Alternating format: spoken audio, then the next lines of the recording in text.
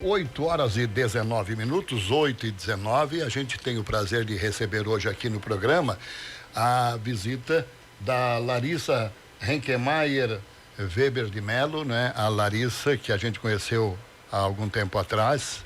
Ela tem junto com o esposo dela, o meu amigo Altir Weber de Mello Neto, a Sonata, uma empresa interessante, e ela inclusive vai explicar, né, um pouquinho a respeito da empresa dela. Bom dia, Larissa, é um prazer tê-la aqui no programa. Bom dia, Arilton. É uma alegria gigantesca estar aqui, né? Principalmente contigo, que me traz aí grandes recordações da minha infância, porque sempre ouvia Arilton Barreiros na rádio, todos os dias pela manhã, na casa do meu pai em Rio Fortuna. Olha só. Muito bem. Só uma curiosidade, Larissa. Você é parente do Tarcísio Henkemeyer? Sim, sou sobrinha dele. Ah, você é sobrinha do Tarcísio? Sou sobrinha do Tarcísio. O tio Tarcísio é irmão do meu pai. Meu pai é irmão mais velho de 7 irmãos. O Tarcísio trabalha na prefeitura, secretário, né? Muito bem. Fale um pouquinho da Sonata, a empresa que você tem com o esposo. A Sonata, ela desenvolve projetos voltados a incentivos fiscais. Sim. Então, projetos voltados à área da cultura, principalmente, esporte, fundo da infância e adolescência, fundo do idoso, combate ao câncer, e o Programa Nacional de Apoio a Necessidades Especiais. No Brasil, a gente tem algumas leis de incentivo, né? E basicamente a gente opera nas leis federais, apesar de que hoje o estado de Santa Catarina também já possui uma lei de incentivo estadual à cultura. E estou sabendo aí pelo nosso querido Ramires que em breve, possivelmente, teremos uma lei de incentivo municipal à cultura em Tubarão. Legal. Então, que me deixa muito feliz, né? A Lei de Incentivo à Cultura é uma das mais antigas, né? Ela foi criada em 1991 e ela preconiza o apoio à cultura brasileira. Sim. As outras leis já são mais recentes, então ainda pouco conhecidas, pouco difundidas no nosso país. Agora, Larissa, algo que eu costumo sempre comentar quando a gente fala de leis de incentivo à cultura ou de projetos, enfim, não é? É que são fundamentais figuras que auxiliem os artistas a produzirem os seus projetos ou encaminharem os pedidos, né, de reforço aí para financeiro, porque geralmente o artista está meio desligado dessa parte burocrática, que não é uma parte muito simples, né? Eu citei aqui já o caso do Adilson, que é escultor em Laguna, um trabalho maravilhoso, mas o Adilson, rapaz, vivia do jeito que dava, assim, porque não sabia nem expor o material direito. Aí um grupo de amigos, entre eles o Arnaldo Russo, lá na livraria Coruja Buraqueira, foram, digamos assim, os empresários do Adilson. Pegaram as obras deles, catalogaram a obra, fizeram um projeto, e o Adilson começou a conseguir receber certos incentivos financeiros para o artista viver mais tranquilo. A importância do artista também entender que precisa buscar esse apoio com quem entende da parte burocrática para ele poder trabalhar mais tranquilo, né? Exatamente. Eu digo que cada um tem o seu papel fundamental nessa história, né? Artista, ele precisa viver de arte. E o artista, ele é artista, ele não é burocrata. O nosso papel aqui é burocrata, porque a gente olha a legislação, a gente olha todas as possibilidades que tem para esse artista e a gente organiza os projetos dele dentro de uma lei de incentivo. Falávamos há pouco aqui de uma das empresas que é uma grande apoiadora da cultura aqui em Tubarão, a Tubarão Saneamento, inclusive é patrocinadora aqui do programa, e muitas vezes as pessoas acham que simplesmente bater na porta das empresas é que vai conseguir o recurso. Não, existe todo um trabalho aí entre o artista ter a sua criação, o artista, o esportista ter a sua criação na área específica e o recurso efetivamente entrar na conta dele, né? Então, a empresa, ela precisa receber um projeto aprovado, esse projeto precisa estar publicado em diário oficial, então existe todo um processo burocrático para que esse artista realmente receba o recurso de uma das empresas, né? Agora, se a gente for falar de tudo que tem sobre incentivo fiscal, a gente precisaria de 1h30 no mínimo, né? Eu acho que assim, uma semana. Né? Porque eu estava vendo aqui o teu folder, né? Cultura tem a Lei Rouanet, esporte, depois tem FIA, tem idoso, tem Pronas, Pronon, tem marco legal das organizações da sociedade civil, tem a cultura, pessoa física, imposto de renda. Isso. Mas aí como é que funciona no caso da tua empresa, Larissa? Eu, digamos, quero entrar na Lei Rouanet. né? Sim. Vou dar um exemplo aqui, por exemplo, olhando para o espaço de vocês, né? Eu gosto muito de trazer exemplos práticos. Imagina que vocês aqui querem fazer um podcast, um programa específico voltado a podcast, né? Então, o que a gente faz? Quem pode ser proponente de projeto de lei Rouanet? Eu acho que isso é importante a gente deixar claro de cada um deles. A lei Rouanet, ela foi criada para incentivar a cultura para pessoas físicas e pessoas jurídicas. Para pessoas jurídicas, com fins lucrativos e sem fins lucrativos. Então, quem é a sem fins lucrativos? É uma associação de bairro, uma comunidade que tem alguma atividade cultural sendo desenvolvida.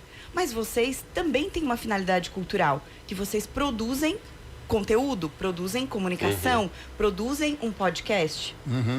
Então, como que a gente organiza? A gente precisa roteirizar ele todo, a gente precisa detalhar, primeiro, identificar quem é o proponente. O proponente, então, é a Hiper FM, é uma pessoa jurídica com finalidade lucrativa, tem um contrato social, tem os seus sócios, e em cima disso a gente constrói esse projeto. Esse projeto, por exemplo, vai ser uma sequência de podcast de 20 episódios. Esses 20 episódios, o primeiro eu vou falar sobre esse tema, o segundo aquele outro tema. Então, eu caracterizo ele todo. E eu encaminho esse projeto junto ao SALIC, que é o Sistema Nacional de Incentivo à Cultura. Nesse momento, existe uma análise de admissibilidade. Primeiro, para eu saber se realmente é um projeto cultural. Porque tem muita gente que diz assim, é projeto de lei Rouanet, então eu vou fazer alguma coisa sobre... que não tem nada a ver com cultura, né? Vou falar sobre a enchente de Tubarão. Não, enchente de Tubarão não é cultura, né? Vou falar sobre... Não, são projetos voltados à área cultural. Por isso é incentivo à cultura. Ao né? menos a gente quer que não seja cultura, embora tenha acontecido tão frequente que está virando cultural. Mas vamos lá, a gente quer que não seja cultura. Exatamente. Mas, então, a partir do momento que eu faço essa análise de admissibilidade, o governo diz o seguinte, olha, legal, você está cumprindo os requisitos da lei, eu vou te encaminhar para a CNIC, que é a Comissão Nacional de Incentivo à Cultura. A Comissão Nacional de Incentivo à Cultura vai ou não aprovar o teu projeto. E neste momento de aprovação do teu projeto, ela pode aprovar em 2 artigos. O artigo 18, que dá 100% de dedução das empresas, e o artigo 26, que ele dá de 30% a 40%, dependendo se a empresa quer colocar a marca dela ou não. Ela fez essa aprovação, sai a publicação em Diário Oficial. O próprio Ministério da Cultura abre as contas em nome da Hiper FM, a gente vai no Banco do Brasil, autoriza as contas e aí sim a gente vai nas empresas. Vou usar o exemplo aqui do patrocinador de vocês. Quando a gente chega na Tubarão Saneamento, a primeira pergunta que a área que analisa os projetos faz é: o seu projeto está aprovado no artigo 18 ou 26? E aí, às vezes, a pessoa não sabe responder, né? E ela precisa olhar lá no Diário Oficial, está aprovado no artigo 18, dá 100% de dedução. Qual é o procedimento que a empresa faz? Ela pede a conta bancária, deposita o recurso, ela faz análise do imposto, né? Então, toda empresa tributada em lucro real, ela paga 15% de imposto de renda. Deste 15%, 4% pode ser destinado à cultura. Ela faz a apuração dela, que ou é mensal, é trimestral, ou anual, e fala, olha, eu tenho tanto disponível para apoiar leis de incentivo, e tanto especificamente na área da cultura. Ela deposita esse dinheiro na conta específica da Hiper, do projeto específico, e com esse depósito, a gente emite um recibo para ela e ela vai encaminhar para a Receita Federal, dizendo, esse pedaço aqui eu estou pagando de imposto e esse pedaço aqui eu estou apoiando o projeto do podcast. Larissa, a gente citou, tu trouxeste um exemplo de um podcast. Sim. Mas quem está nos ouvindo, de repente, é envolvido com boi de mamão. Sim. Quem está nos ouvindo pode ser um músico, é um artista. Por exemplo, o nosso colega aqui, o Davi, ele é um dançarino, ele tem um grupo de dança, ele também é um ator, ele tem grupos de teatro. Então, tudo é produção cultural. Essa galera toda pode ter um projeto, pensar em estruturar esse tipo de projeto. Vou contar alguns exemplos aqui de casos práticos que eu já desenvolvi, né? Tem um projeto chamado Viva Música, até o site é vivamusica.org. É um projeto que a sede fica em Blumenau. A gente já atendeu mais de 6.000 pessoas. É um projeto que leva música, é o ensino da música. São durante o ano todo, são 10 meses de aulas de música, sendo aulas para crianças, para adolescentes, para pessoas cegas e dependentes químicos. Então, tem vários grupos diferentes que eles aprendem, que tem os professores que são pagos pelo projeto, instrumentos pagos pelo projeto. E no final do ano a gente faz sempre uma apresentação final, né? A gente fez agora no último final de semana de outubro lá no Teatro Carlos Gomes, em Blumenau. É um projeto que eu coordeno já há 10 anos, né? E que é um projeto que eu sempre falo isso, né? Quando alguém fala mal de Lei Rouanet, eu mostro o vídeo das crianças e digo assim, isso é pago por Lei Rouanet, né? Existem outros projetos aqui na região também nesse sentido, mas tudo que eu preciso para o projeto acontece lá dentro. Aliás, o Viva Música vem para Tubarão ano que vem, que a gente está conseguindo patrocínios aqui na região também. Ô Larissa, trocando assim em miúdo e rapidamente, né? Todos esses incentivos que nós temos hoje, patrocinados, entre aspas, pelo governo federal, eles são mais ou menos na mesma base da Lei Rouanet? Quer dizer, digamos assim, o incentivo para para o Programa Nacional de Apoio à Atenção Oncológica. É a mesma coisa? Primeiro monta, depois capta? Isso. A dificuldade muitas vezes... O processo é mais ou menos igual a todos? A diferença é que a Lei Rouanet permite que empresas privadas e pessoas físicas sejam proponentes, né?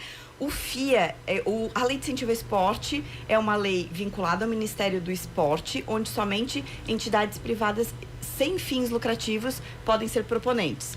Já o FIA é uma lei federal, mas que ela tem aplicação federal, estadual e municipal. Então, como que você aprova um projeto hoje do FIA? No Conselho dos Direitos da Criança e Adolescente do município de Tubarão. Certo. Então, você precisa ter o cadastro no conselho, a aprovação de um projeto no conselho, para aí sim buscar recursos nas empresas. Na mesma forma, funciona o Fundo do Idoso. O Fundo do Idoso também é federal, estadual e municipal, e a aprovação do projeto é no município. Mas FIA e Fundo do Idoso, a verba vem para o fundo e eles distribuem para as entidades, né? Tu não pega direto da empresa, né? Pega direto da empresa. Pega também, olha que legal. O que acontece com isso? É uma coisa que, nossa, eu faço questão de vir falar aqui um dia só de Fundo do Idoso e Fundo da Criança, porque é uma coisa que ainda é pouquíssimo difundida.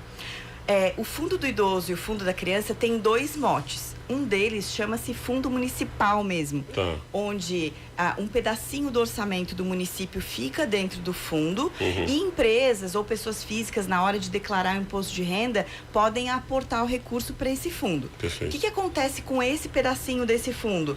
O próprio município, o Conselho Municipal dos Direitos da Criança e Adolescente, faz um edital de chamamento público, os projetos são cadastrados e existe uma aprovação. Mas existe o outro lado que não é falado, praticamente não difundido, que é justamente da captação de recursos. Então, hoje eu posso fazer um projeto, entidade privada sem fins lucrativos, né? Posso fazer um projeto no FIA, aprovar dentro do FIA, sai a publicação em Diário Oficial do município, e com essa aprovação eu também faço o mesmo processo de busca junto com as empresas que eu faço com a Rouanet. Porque as leis, elas não se competem. Então, se eu olhar para exemplo do nosso patrocinador Tubarão Saneamento pode apoiar 10% do seu imposto de renda em projetos. Certo. Desde que os projetos estejam aprovados. Né?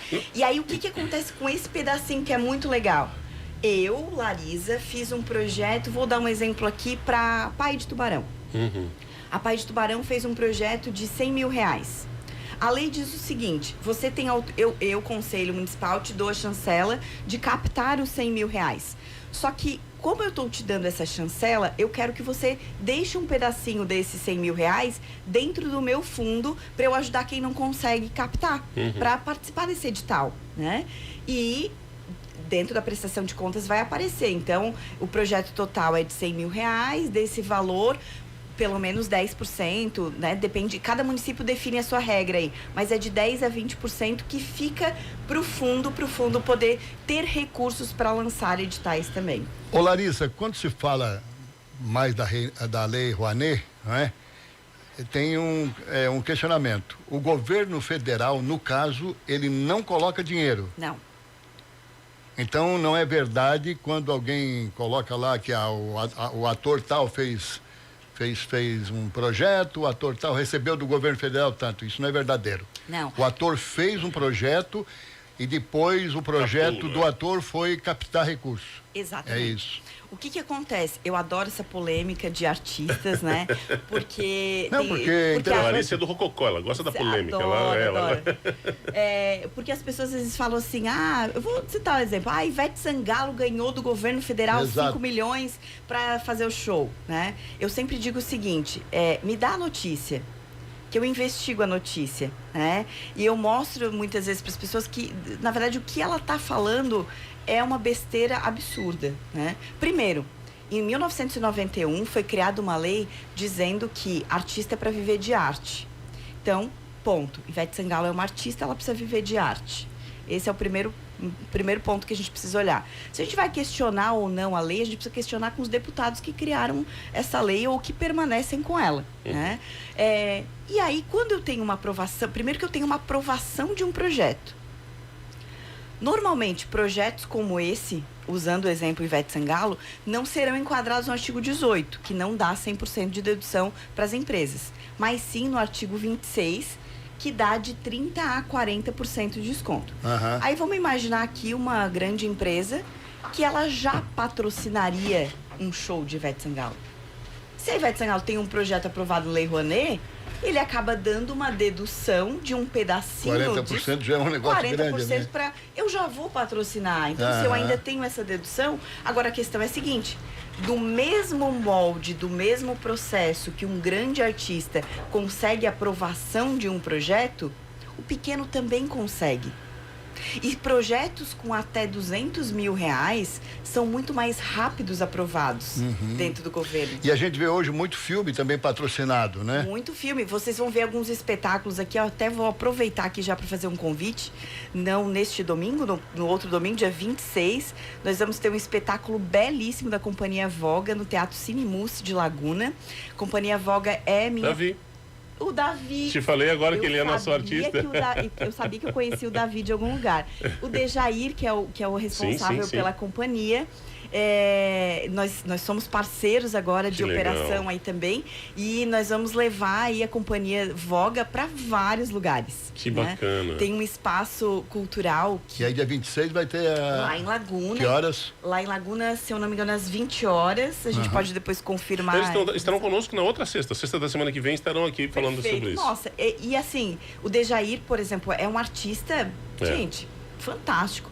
O que a companhia faz, eu assisti alguns espetáculos já com eles, o Bailaci, o Velha Infância, agora vai ter esse O Melhor Está Por Vir, mas que são artistas. E que a criação cultural deles é fantástica. Mas o que eles não tinham é alguém que pudesse organizar e olhar para esses projetos no sentido de dizer, vamos arrumar essa burocracia e fazer acontecer. Vamos levar os espetáculos deles, gente, para Siderópolis, no parque no Parque Aguaí, que eu também faço um convite para vocês conhecerem. Lindo. Também é meu cliente lá. Um restaurante maravilhoso no meio da mata, é muito. Ô Larissa, agora partindo para o lado prático, né? Um projeto desse, ele tem, digamos, um limite financeiro ou não? Tem. Tem um limite. Para cada um deles tem limite. Por exemplo, lei de incentivo à cultura, o proponente ele pode fazer, proponente pessoa jurídica, com ou sem fins lucrativos, pode fazer 16 projetos por ano, de 1,5 milhão cada um. Valores de projetos. Não existe mínimo na lei de incentivo à cultura, mas projetos de até 200 mil reais, eles são aprovados mais rápido, né? Certo. Existe um outro encaminhamento lá. Só que também o trabalho, a burocracia é grande para ser feito, obviamente, né? Não adianta, eu vou fazer um projeto de 50 mil. Não, vamos organizar aqui o processo e olhar realmente o que efetivamente você precisa. Porque, assim, fazer um ou fazer 16... É um trabalho também de operação muito grande. E a prestação de contas, a gente vê, né? Tantas empresas, tantos projetos que acabam não voltando porque não conseguiram fazer a prestação de contas adequada do que foi realizado, porque também é burocrático, né? Porque também tem essa parte de muito cuidado aí para ser. E esse Programa Nacional de Apoio à Atenção Oncológica? Esse me interessa. Combate ao câncer. Eu vou fazer um projeto voluntário para a Rede Feminina de Combate ao Câncer, aqui em Tubarão, porque esse é vinculado ao Ministério da Saúde, é direto do governo federal, tanto de apoio a necessidades especiais, quanto o oncológico é Ministério da Saúde. O Ministério da Saúde é uma lei mais nova, então ele ainda está engatinhando muito nesse processo. E eu acredito muito que a paz, que redes femininas de combate ao câncer, que hospitais voltados a câncer, precisam olhar para essas leis com muito carinho, né? Isso também tem um valor X? O teto da lei de incentivo à oncologia é 10 milhões de reais. Você pode fazer 5 projetos no mesmo momento, né?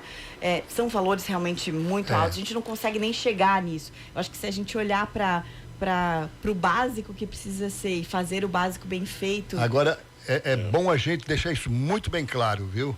Todos esses projetos, é feito o projeto, né? Aprovado o projeto, parte então para a captação. O governo não dá nenhum centavo, quer dizer, não dá entre aspas, porque o dinheiro iria teoricamente para o governo, né? O dinheiro do imposto de renda, exatamente, teoricamente iria para o governo, mas o governo federal não tira do cofre dele no momento para dar para aquele projeto. Bom deixar isso muito claro, né? Isso é importante e até colocar assim, né? A empresa, quem dá o dinheiro é a empresa. De qualquer forma, ou pessoa física, né? De qualquer forma, ela vai pagar esse imposto. Esse imposto vai para Brasília. E a gente não sabe o que ele faz. Exato. O que acontece, né? Então, se a gente traz esse recurso para a nossa cidade, para a nossa região, imagina o quanto que a gente consegue executar. Quanta coisa linda que a gente consegue fazer. E um detalhe que é importante, que foi colocado aqui, é a questão da prestação de contas. Muita gente tem um medo da prestação de contas. Eu digo que a prestação de contas, ela começa no momento que a gente está pensando o projeto. O que é uma prestação de contas? É cumprir os combinados, né? Então, eu tenho uma regra na minha vida que é: combinado não é caro nem barato. Verdade. É combinado. Então, se nós estamos decidindo aqui agora que nós vamos fazer um projeto de dança que vai ter 4 espetáculos, tem que fazer na os 4 prestação espetáculos. De contas, eu tenho que fazer 4 espetáculos. Se quiser fazer 6, não tem problema. Se não quiser, mas eu tenho que contar por que eu fiz 6. Eu tenho que contar por que eu fiz 3. Por que eu fiz 3? E aí, às vezes, as pessoas têm um medo gigantesco do governo federal e acham assim: ai, não, vamos ficar quietinho para ver se ninguém olha pra gente. Não, se eu mudei a regra do jogo, eu tenho que combinar com as pessoas novo combinado. Isso é a prestação de contas. Larissa, antes agora, que a gente encerre aqui, deixa eu só mandar alguns abraços aqui, senhor Arilton. A Kelly Bardini tá te mandando um beijão, nossa querida amiga Kelly Bardini, jornalista, diz que tu é uma mulher que vale milhões. Abraço pra Larim. O Colono Tuber, nosso querido amigo Claudemir, Colono Tuber, dizendo: me manda o contato dessa mulher, ele é todo influencer no vídeo, já quer o contato para projetos aí. Só que abre o olho, eu tô passando teu contato, Larissa, o Colono Tuber é chato, vai te incomodar esse menino. Rapaz, abraço, obrigado pela audiência. O Júlio Alano, mandando aqui: o meu compadre, olha aí, coisa boa pra gente ter alguém que faz os projetos. É que a gente participou de uma série de projetos culturais, mas falta o burocrata, como tu disse, falta alguém que manje. Muito bacana, abraço pro Júlio, pro Edivaldo, pro Maninho, todo mundo mandando um abração pra Larissa, parabenizando, inclusive por se declarar amante da parte burocrática, que é algo que a maioria tem uma certa versão, assim, né, Larissa? Não... Mas sabe o que eu digo, gente? Eu digo o seguinte: gente, eu sou loira e eu aprendi a fazer. Então, gente, não é tão difícil assim. Quero mandar um abraço pro meu amigo Dionísio de Quadros, também ligado na gente, pro doutor Júlio Quinol. O doutor Júlio me mandou a lei aqui que compete à Câmara fiscalizar, legislar, e o prefeito de Imbituba lá tá enrolado, viu? Quero mandar um abraço também aqui pro Altir Melo. O Altir Melo me confidenciou um negócio aqui, viu, Larissa? Não pode publicitar? Ele só colocou aqui, ó: vou te falar uma coisa em off. Mas eu não vou falar. Não vai falar.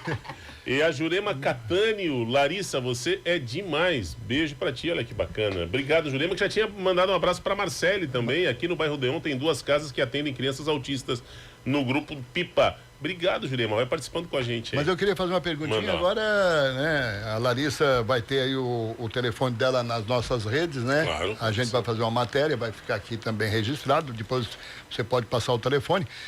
Mas e quanto é que cobra a empresa Sonata para fazer um projeto? Depende muito do projeto, a gente precisa analisar, porque existem vários fatores envolvidos. Uma delas é se, por exemplo, o cliente ele quer um único projeto, ele é tratado de uma forma. Se ele quer uma série de projetos, ou se ele quer que a gente analise o CNPJ e acesse vários editais, a gente falava antes aqui de iniciar o programa sobre a Lei Paulo Gustavo, a Lei Aldir Blanc, vários editais que estão disponíveis, a gente faz esse trabalho burocrata também, né? Então, existe uma valoração que depende muito especificamente do projeto e do tamanho do que o cliente está nos exigindo, e existe uma participação, obviamente, no resultado que aí é embutido dentro de cada um dos projetos. E você também, digamos, além do projeto, você vai também buscar nas empresas? Hoje eu faço parte da Associação Brasileira de Captadores de Recursos, né? Aham. Então, hoje a profissão de captador de recursos, ela é formalizada no Brasil, e nós atuamos como captadores de recursos, mas também nós temos parceiros que são captadores. Agora, o melhor captador de recursos, e eu digo isso porque eu É a me entidade, recordo... a própria entidade, Eu me né? recordo de um cliente, esse de Blumenau, que é você que tem que falar do seu projeto. É, lógico. Tudo bem eu te ajudar. Agora, imagina eu defender um projeto para o Arilton. Não, o Arilton No vai caso falar aqui com paixão. do combate ao câncer aqui, por exemplo, né? É fácil, né? Elas são 30, 40 mulheres, mas cada uma visitar uma empresa amiga, está Exato. resolvido o problema. A gente precisa vencer o lado burocrático, É verdade. né, com elas, né? Além disso, né, eu só quero colocar isso também, porque é uma lei ainda que eu acredito que talvez aqui em Tubarão não tenha ninguém ainda apoiando, que é o Moroski, que a gente chama, que é a lei do marco regulatório, que aí não é lei de incentivo, ela permite que empresas aportem até 2% do seu lucro operacional destinadas a projetos, a entidades privadas sem fins lucrativos. E empresário aí que estiver ouvindo, fale com o seu contador, dê uma olhadinha na lei do marco regulatório e peça para o seu contador olhar com carinho essa lei, porque é bem possível que a gente consiga deixar esse 2% e você pagar menos imposto aqui na cidade, fazendo projetos e ajudando muitas entidades também. E aí você não tira do seu caixa, você está tirando um pedacinho do imposto Tá que você ia certo. pagar. Larissa, o telefone. 48991102904. E como eu sou uma pessoa que adora fazer aniversários, 2904 é a data do meu aniversário, pode me dar parabéns. Tá certo. 99110-2904. Isso Tá mesmo. certo, então. Larissa, muito obrigado pela tua presença.